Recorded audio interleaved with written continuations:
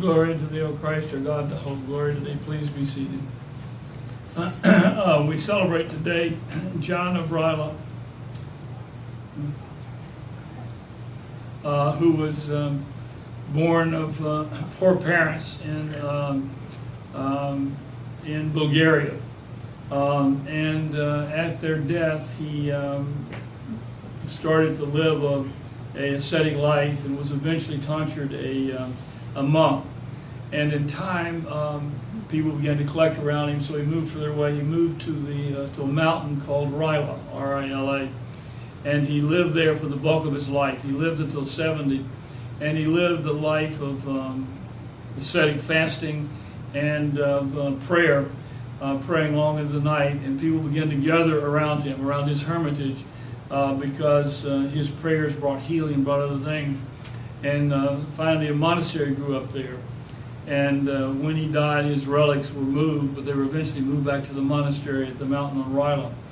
He is an ancestor somehow distantly before John of Kronstadt, who took the name John from John of Ryla when he was ordained. And so he stands as a reminder of the power of God through people who truly lived a disciplined life in God. We also celebrate today Floros and Lauros, who were residents of Illyria, and they were stonemasons, and they were contracted to build a pagan temple. And they built the pagan temple. In the process of building, the pagan priest's son was there when a chip of stone came off and destroyed his eye. And he begged for help, and the two men prayed and made the sign of the cross over the boy's eye, and the boy's eye was healed. So he wanted to be baptized, and his father was baptized. And so Floros and Lauros actually blessed this stone temple that was supposed to be built for a pagan god in the name of the Lord Jesus Christ, and they put a cross on it.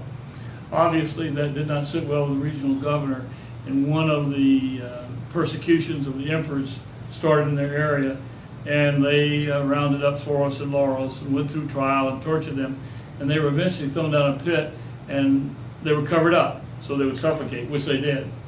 And in time, someone had a dream and found the relics, and the relics eventually were translated from Illyria to Constantinople, and they became a source of healing and miracles. And so we celebrate their lives today.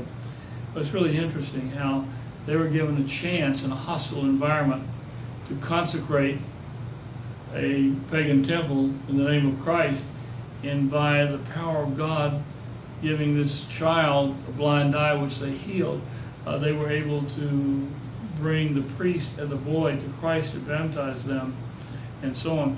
And we live in a hostile age too, and we are given opportunities that a lot of times we're blind and don't see, to bless and transform things in the name of Christ and to bring people to Christ in the name of the Father, Son, and Holy Spirit.